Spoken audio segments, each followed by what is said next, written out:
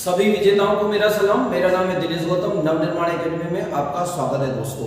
संविधान की आज की तीसरी क्लास लेकर मैं हाजिर हूं। हमने शुरू कर रखी है एक ऐसी सीरीज जिसमें हम 25 क्वेश्चंस, टॉप 25 क्वेश्चंस की डिस्कशन करते हैं और चैप्टर वाइज है ये। आज की क्लास में मैं लेकर आया हूं प्रस्तावना के क्वेश्चन और प्रस्तावना के ऐसे सभी क्वेश्चन जो अभी तक परीक्षाओं में पूछे गए हैं।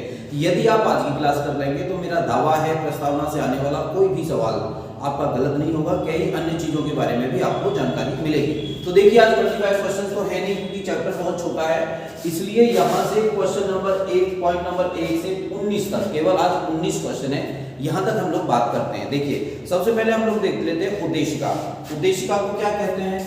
देखिए उद्देशिका, उद्देशिका संविधान की उद्देशिका, उद्देशिका को और क्या कहते हैं? उद्देशिका को कहते हैं संविधान की प्रस्तावना।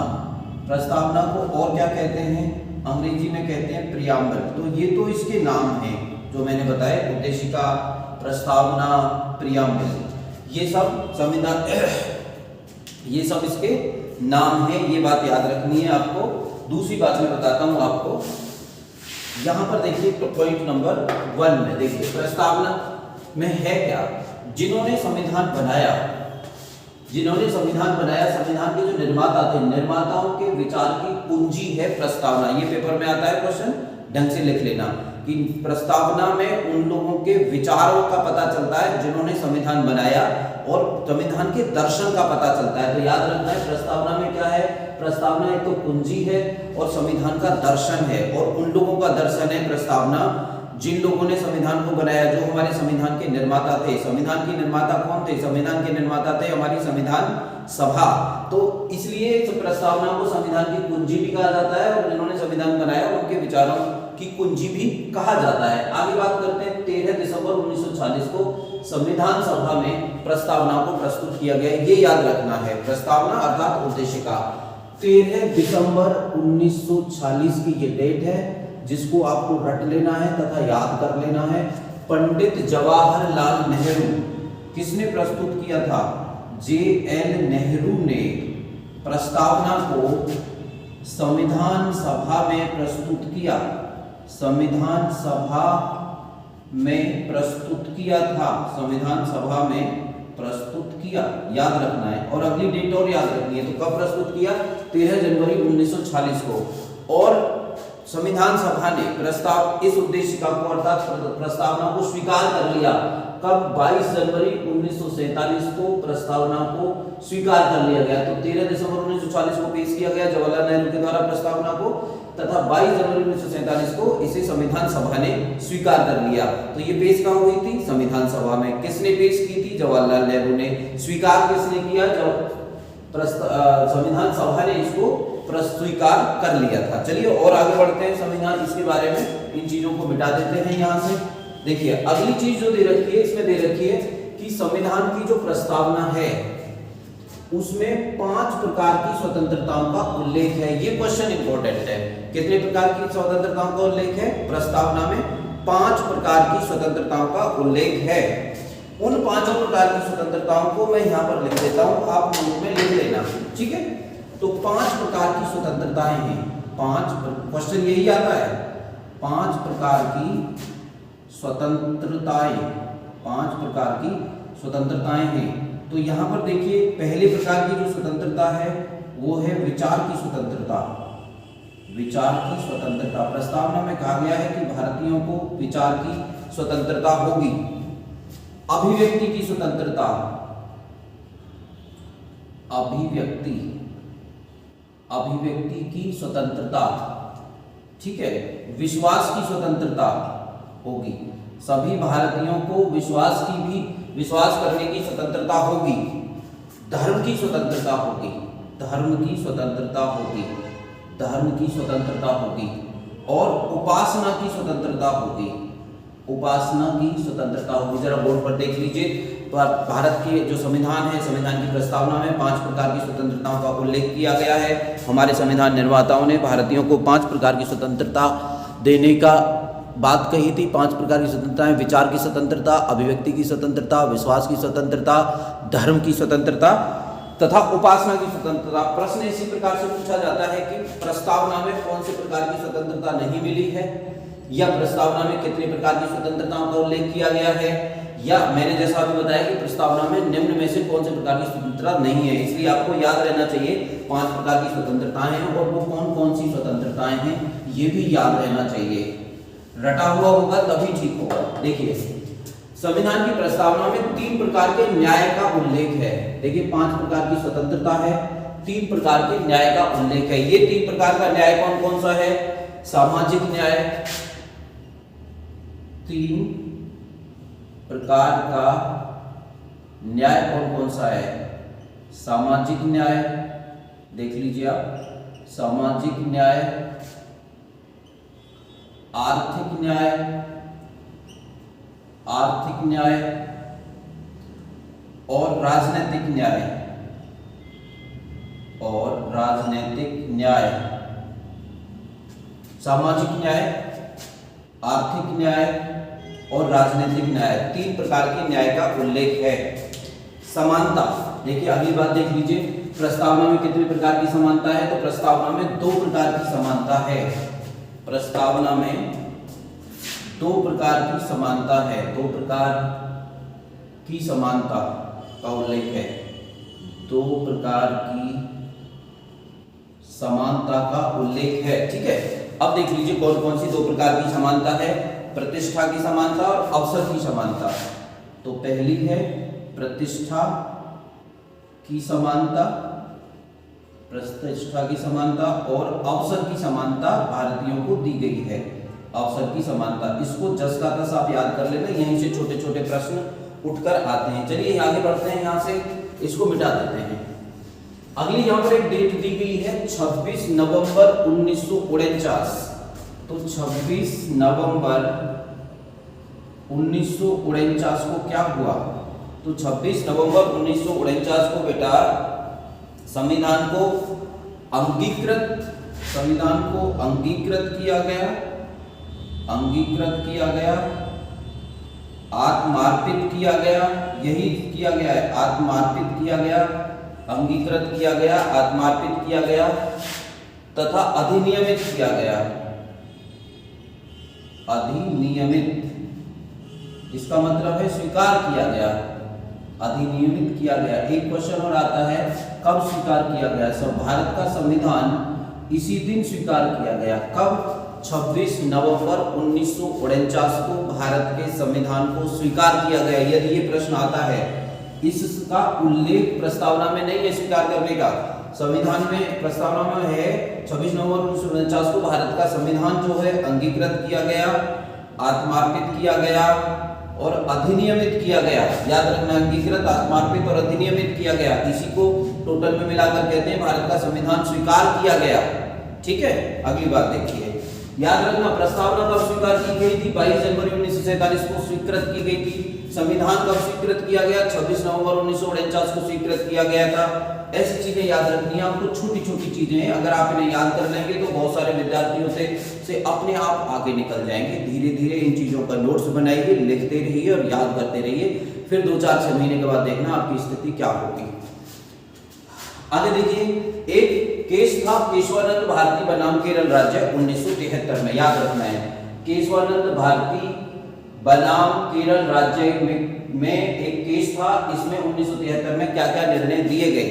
देखिए, केशवानंद भारती में कहा गया, पहली बात इसमें कही गई थी, उद्देशिका संविधान का अंग है। पहली बात कही थी, उद्देशिका संविधान का अंग है, याद रखना। इसी में कहा गया था 1973 में कि प्रस्तावना संविधान का अंग है। ठीक है, इसमें संशोधन किया जा सकता है, इसमें संशोधन किया जा सकता है, याद रखना, प्रस्तावना में संशोधन किया जा सकता है, केशवानंद भारती में कहा गया था। आगे कहा गया था कि यह न्याय योग्य नहीं है, यह न्याय योग्य नहीं है। एक और निर्णय दिया गया था इसमें कि संविधान के निर्वचन में इसका महत्व है, संविधान के निर्वचन में, संविधान की व्याख्या में, संविधान के निर्वचन में इसका महत्व है, अर्थात इसका सहारा लिया जाता है, महत्व है। अर्थात अगर कहीं पर भी ये लगेगा कि किसी पंक्ति का संविधान में अर्थ क्या है, तो वहां पर संविधान की प्रस्तावना का सहारा लिया जाएगा और उसी के आधार पर संविधान की व्याख्या की जाएगी। एक बात का और याद रखना, भारत में संविधान की व्याख्या कौन करता है? संविधान की व्याख्या करता है उच्चतम न्यायालय। ये यहाँ पर मैंने नहीं लिखा है। चलिए आगे बढ़ते हैं। एक बात और है यहाँ पर कि संविधान में प्रस्तावना में संशोधन किया जा सकता है। प्रस्तावना में संशोधन किया जा सकता है। प्रस्तावना संविधान का अंग है। ये 13वां अनुच्छेद के केस में कहा गया था। तो प्रस्तावना में अब तक कितनी बार संशोधन किया गया है? याद रखना है, प्रस्तावना में अब तक केवल एक बार संशोधन किया गया है, 1976 में। 44वां संविधान संशोधन 1976, 44वां संविधान संशोधन 1976, 44वां संविधान संशोधन 1976 में प्रस्तावना में केवल एक ही बार संशोधन किया गया है। दोबारा कभी संशोधन नहीं हुआ। चलिए आगे देख लेते हैं। अगला प्रश्न देखिए, यहाँ पर दिया गया है हम भारत के लोग का अर्थ क्या है? प्रस्तावना में एक शब्द का प्रयोग हुआ है, हम भारत के लोग। इसका अर्थ क्या है? ये पेपर में पूछा जाता है कि प्रस्तावना में प्रयुक्त वाक्य हम भारत के लोग का अर्थ क्या है? तो आप लिख लेंगे जनता सभी शक्तियों का केंद्र है। हम भारत के लोग का मैं उल्लेख कर रहा हूं। इसका मतलब क्या है? हम भारत के लोग का मतलब है जनता सभी शक्तियों का केंद्र है। जनता सभी शक्तियों का केंद्र है और संप्रभुता जनता में है। संप्रभुता जनता में निहित है, जनता में है। इसका मतलब है हम भारत के लोग का मतलब है भारत की जो जनता है, भारत के जो लोग हैं, वही सभी शक्तियों का केंद्र है। उन्हीं के माध्यम से सरकार बनती है, वही सरकार चलाते हैं। यदि वे चाहें तो सरकार को 5 साल बाद हटा सकते हैं। ये इसका मतलब है जनता सभी शक्तियों का केंद्र है। किसका अर्थ है? हम भारत के लोग से तात्पर्य है कि भारत में लोग, जनता ही सर्वप्रमुख है, सबसे ज्यादा ताकतवर है। ऐसे प्रश्न पेपर में आते आगे है। संपूर्ण प्रभुत्व संपन्न का क्या मतलब है? संपूर्ण प्रभुत्व संपन्न का क्या अर्थ है? देखिए, संपूर्ण प्रभुत्व संपन्न का अर्थ है भारत अपने आंतरिक, इसकी मैं बात बता रहा हूं, 10वें की बात बता रहा हूं। भारत अपने आंतरिक एवं बाहरी मामलों में किसी बाहरी शक्ति के अधीन नहीं है। बाहरी शक्ति के अधीन नहीं है, अर्थात भारत अपने निर्णय स्वयं ले सकता है। भारत अपने निर्णय स्वतंत्र रूप से ले सकता है, किसी शक्ति के अधीन नहीं है। इसका मतलब है संपूर्ण प्रभुत्व संपन्न राष्ट्र है भारत। समझिए, प्रस्तावना में प्रयोग किया गया है शब्द सब। इसका मतलब है भारत बिना किसी से प्रभावित हुए अपने निर्णय स्वयं लेगा।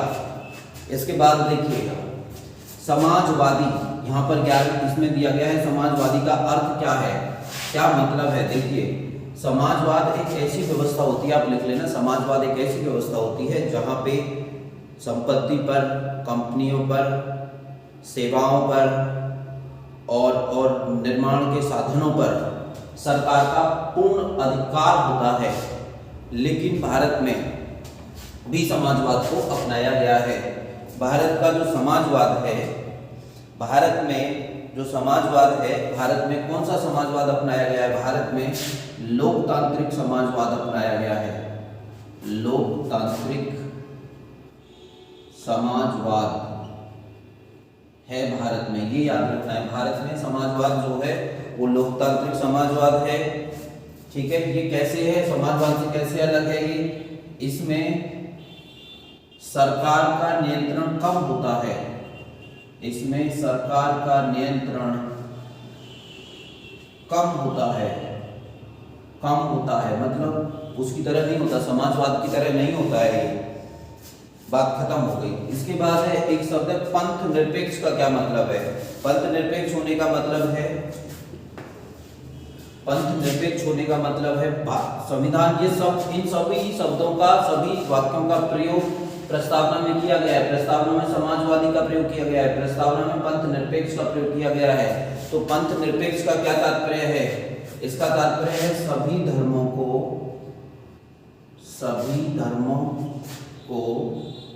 समान संरक्षण, सभी धर्मों को समान संरक्षण देना।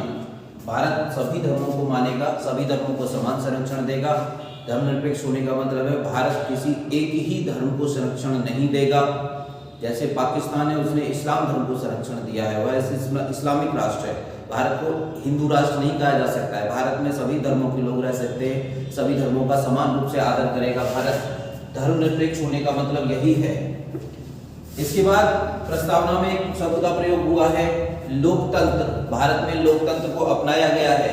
लोकतंत्र का तात्पर्य है, लोकतंत्र का तात्पर्य क्या है? लोकतंत्र का तात्पर्य है जनता के लिए, जनता के द्वारा शासन, जनता के लिए, जनता के लिए, जनता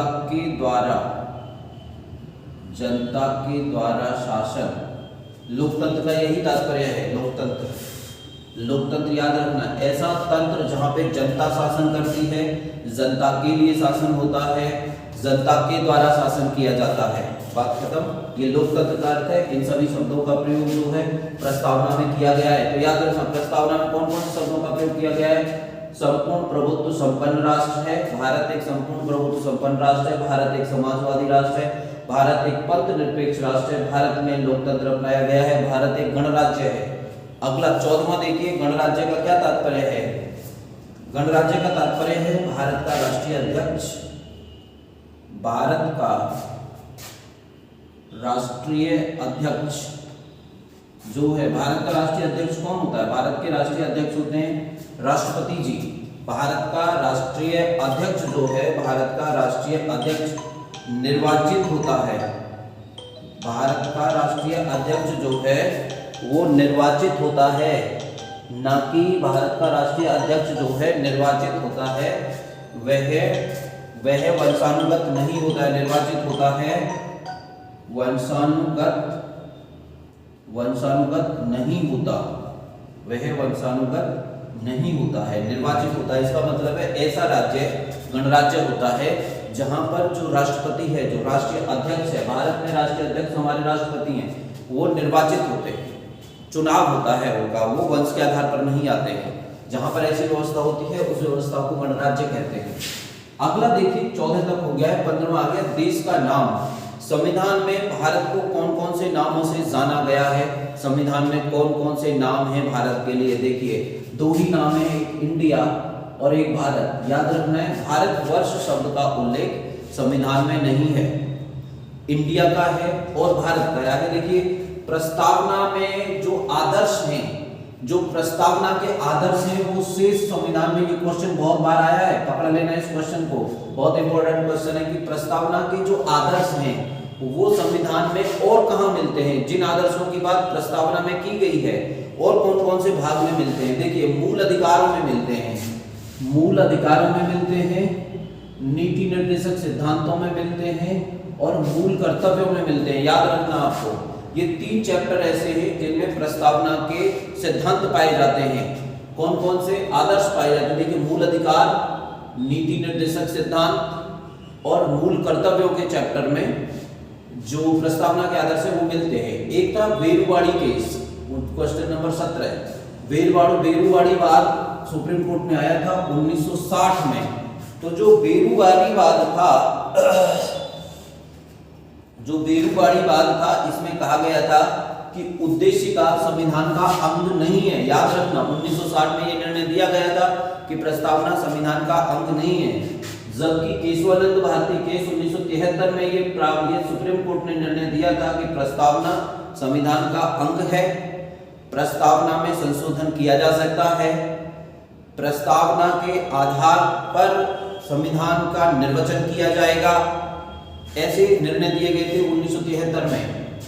आगे देखिए, संप्रभुता का अर्थ क्या है, इसका उल्लेख मैं एक बार और कर चुका हूं। भारत अपने आंतरिक एवं बाहरी मामलों में स्वतंत्र है। आगे देख लीजिए, ऐसे शब्द जिनका प्रयोग प्रस्तावना में नहीं किया गया है, ये भी प्रश्न कई बार पूछा गया है। निम्न में से ऐसे कौन से शब्द हैं जिनका प्रयोग प्रस्तावना में नहीं किया गया है? देखिए, मैंने उनकी लिस्ट ही बना दी है। राजनीतिक शब्द का उल्लेख नहीं किया गया है, केवल राजनीतिक न्याय का उल्लेख किया गया है। संघात्मक व्यवस्था का उल्लेख नहीं किया गया है कहीं पर भी। धार्मिक न्याय देख लीजिएगा, धार्मिक न्याय, कितने प्रकार के न्याय की बात की गई है? सामाजिक न्याय, आर्थिक न्याय और राजनीतिक न्याय। धार्मिक न्याय की बात नहीं की गई है, ठीक है। आर्थिक न्याय की बात की गई है, सामाजिक न्याय की बात की गई है, राजनीतिक न्याय की बात की गई है, परंतु धार्मिक न्याय नहीं है। एक साम्यवादी राज्य की बात नहीं की गई है। समाजवाद अपनाया गया है भारत में, साम्यवाद नहीं है भारत में। साम्यवाद जो है समाजवाद की एक तगड़ी परिकल्पना है, पावरफुल परिकल्पना है। जिस तरह की रूस में है साम्यवाद, वहां पर सभी साधनों पर, सभी संसाधनों पर, जमीन पर केवल सरकार का हक है। भारत में इस तरह की व्यवस्था को अपनाया नहीं गया है, ऐसा और याद रखना है आपको। हाँ, तो देखिए, और हम लोग अब अंतिम चरण में है वीडियो के। संविधान में केवल एक ही बार, प्रस्तावना में केवल एक ही बार संशोधन किया गया है, वो भी 42वां संविधान संशोधन। इसके द्वारा 1976 में 3 नए शब्द जोड़े गए थे। एक जोड़ा गया था समाजवादी, एक जोड़ा गया था धर्मनिरपेक्ष, एक जोड़ा गया था लोकतांत्रिक गणतंत्र। याद रखना है आपको। प्रस्तावना इस प्रकार से खत्म हो गई। हम मिलते हैं अगली वीडियो में।